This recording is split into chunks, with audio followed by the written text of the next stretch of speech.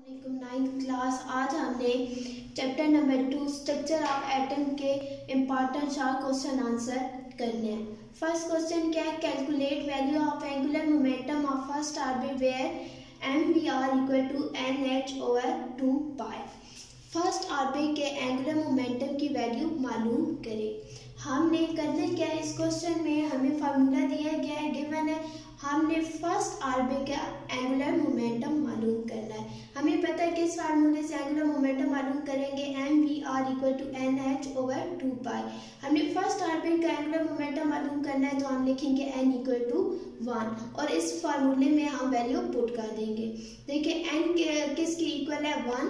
पहले ऑर्बिट का मालूम करना है, तो हम 1 लिखेंगे इंटू h का प्लैंक कांस्टेंट होता है और इसकी वैल्यू हमें पता है 6.63 इंटू 10⁻³ होती है ओवर 2 एज इट इज फार्मूले का आ जाएगा और पाई की वैल्यू हमें पता है कितनी होती है 3.14। इन सब को हम मल्टीप्लाई और डिवाइड करेंगे तो हमारे पास आंसर क्या आएगा? 1 इंटू 10⁻³ किलोग्राम मीटर स्क्वायर पर सेकेंड। तो हम क्या कहेंगे कि जो फर्स्ट ऑर्बिट है उसका एंगुलर मोमेंटम की वैल्यू क्या आई है? 1 इंटू 10⁻³ किलोग्राम मीटर स्क्वायर पर सेकेंड वैल्यू है इसकी। नेक्स्ट क्वेश्चन देखें, question number 2, write down the observations made by Rutherford. अब हम उर्दू साइड में भी देख लेते हैं। रदरफोर्ड ने अपने तजर्बे की बुनियाद पर जो मुशाहिदात अखज़ किए थे तहरीर करें। रदरफोर्ड ने एक्सपेरिमेंट करवाया था और उस एक्सपेरिमेंट की बुनियाद पे उसने कुछ मुशाहिदात दिए थे। उस एक्सपेरिमेंट को उसने ऑब्जर्व किया था और उससे कुछ पॉइंट निकाले थे। पहला पॉइंट क्या है? Most of the alpha particles pass through gold foil undeflected. A few alpha particles were deflected slightly. Third point क्या है? A very few particles bounce back in the direction from they came. हम इधर भी देख लेते हैं। पहला point क्या है?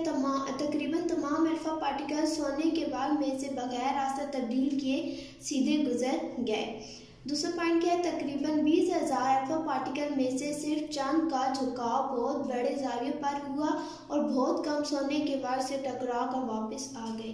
पहला उसने पॉइंट क्या कहा है? Most of the alpha particle pass through gold foil undeflected. उसने पहले क्या पॉइंट ऑब्जर्व किया था कि ज़्यादातर जो अल्फा पार्टिकल्स होते हैं गोल्ड फॉइल में से सीधे ही इस तरह गुजर जाते हैं, एक सीधी लाइन में गुजर जाते हैं बगैर उसके साथ टकराए गोल्ड फॉइल के साथ।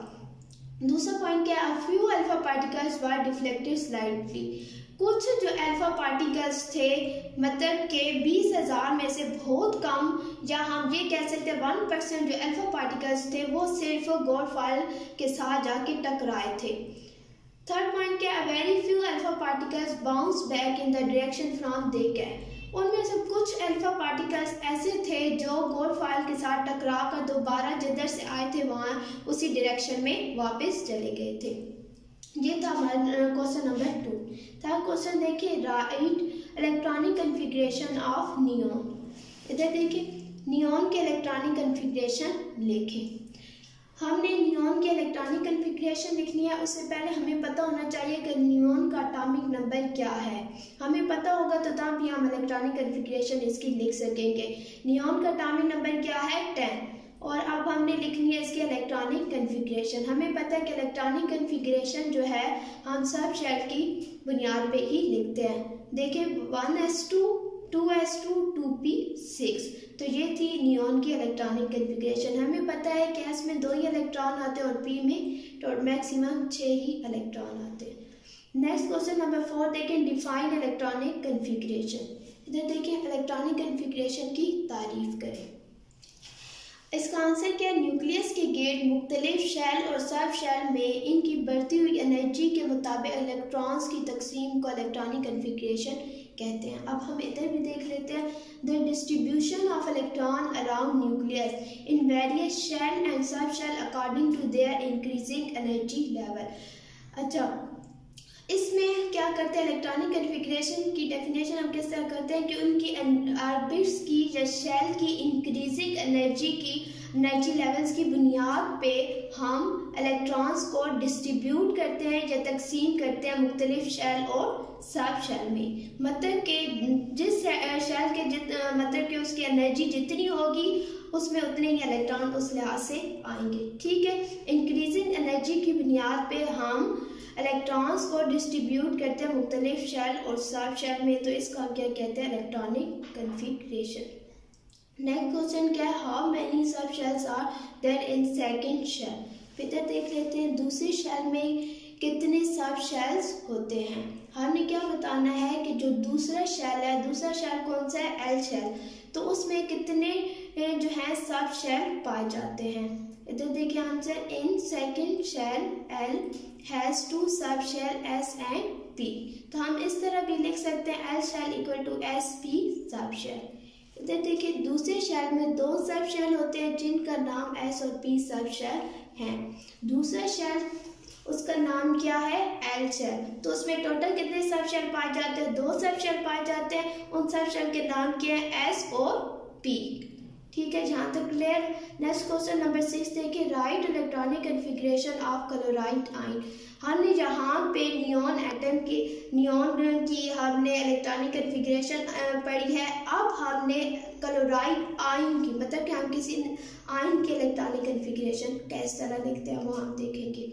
यहाँ पे देखिए हमें पता है कि एटॉमिक नंबर जो है क्लोरीन का वो कितना है, 17 है। Electronic configuration equal to chloride ion. यहाँ पे आप इसका एटॉमिक नंबर 18 कैसे हो गया है, क्योंकि इसके ऊपर क्या चार्ज है, नेगेटिव का चार्ज है। और नेगेटिव का चार्ज हमें क्या बताता है कि क्लोरीन ने बाहर से कहीं से एक इलेक्ट्रॉन लिया है, गेन किया है, तो इसके पास पहले से 17 थे और आप कितने हो गए, 18 हो गया। तो इस बुनियाद पे हम इसके इलेक्ट्रॉनिक कन्फिग्रेशन लिखेंगे। देखें क्या आती है, 1s2 2s2 2p6 3s2 3p6। यहाँ पे भी देख लें, atomic number of chlorine equal to 17। हमें पता है कि एटॉमिक नंबर जो क्लोरीन का होता है वो कितना होता है, 17 होता है। जबकि क्लोराइड आयन का एटॉमिक नंबर क्या है, 18, क्योंकि इसने एक बार से एक इलेक्ट्रॉन को गेन किया है। पहले इसके पास 17 इलेक्ट्रॉन थे, अब इसके पास कितने हो गए, 18 इलेक्ट्रॉन हो गया और इसके ऊपर चार्ज क्या आ गया, नेगेटिव का। तो इस लिहाज से हम इसके इलेक्ट्रॉनिक कन्फिग्रेशन लिखेंगे, 1s2 2s2 2p6 3s2 3p6। अब काउंट कर लें, 6 7 8, या इस तरह कर लें 6 और 6 12 13 14 15 16 17 18। तो ये 18 इलेक्ट्रॉन्स इसमें डिस्ट्रीब्यूट हमने कर दिए। नेक्स्ट क्वेश्चन देखें, how many maximum electrons can present in KLMN shell. हमें पता है कि टोटल कितने शेल है, जो 4 शेल हैं उनमें KLMN, इनमें मैक्सिमम कितने इलेक्ट्रॉन आ सकते हैं। इधर देखें, एक शेल की ज़्यादा से ज़्यादा गुंजाइश क्या है। एक शेल की ज़्यादा से ज़्यादा गुंजाइश मालूम करने का फार्मूला 2n² है। K शेल में 2 इलेक्ट्रॉन समा सकते हैं, L शेल में 8 इलेक्ट्रॉन समा सकते हैं, M शेल में 18 इलेक्ट्रॉन समा सकते हैं और N शेल में 32 इलेक्ट्रॉन समा सकते हैं। इधर देखें, K shell can accommodate 2 electrons, L shell can accommodate 8 electrons, M shell can accommodate 18 electrons, N shell can accommodate 32 electrons। अच्छा, K L M N shell में कितने कितने इलेक्ट्रॉन आ सकते हैं हमने ये बताना है। इसको मालूम करने का क्या फार्मूला है, हमने अभी पढ़ा है 2n²। इसके मुताबिक हम मालूम कर सकते हैं कि K शेल में कितने इलेक्ट्रॉन आते हैं, M में L में सब में कितने इलेक्ट्रॉन्स आते हैं। यहाँ n है तो हम पहले शेल हम n की जगह लिख देंगे n = 1। ठीक है, तो इस फार्मूले में पुट कर देंगे जब पहला शेल होगा। दूसरा शेल कौन सा L है तो हम लिख देंगे n = 2, फिर वैल्यू पुट करके और फिर निकालेंगे। तीसरे शेल में हम लिखेंगे n = 3 और 3 इधर पुट कर देंगे। इनको सिंप्लीफाई करके तो हमारे पास जितने भी टोटल थर्ड शेल में इलेक्ट्रॉन आते हैं वो आ जाएंगे। इसी तरह फोर्थ शेल में भी आ जाते हैं। तो हमें पता है कि K शेल में कितने इलेक्ट्रॉन्स आते हैं, टोटल 2 इलेक्ट्रॉन्स ही आते हैं, इससे ज़्यादा नहीं आ सकते। L शेल में कितने टोटल इलेक्ट्रॉन आते हैं, 8 इलेक्ट्रॉन। और M शेल में टोटल कितने इलेक्ट्रॉन आते हैं, 18। और N शेल में 32 इलेक्ट्रॉन्स आते हैं। 9th क्लास से आपने क्वेश्चन अच्छी तरह याद भी करने हैं और इनको नोटबुक पे पहले लिखना है और इस वीडियो में बार बार देना है ताकि ये कंसेप्ट क्लियर हो जाए और इनको अच्छी तरह याद भी कर लेना है। अल्लाह हाफिज़।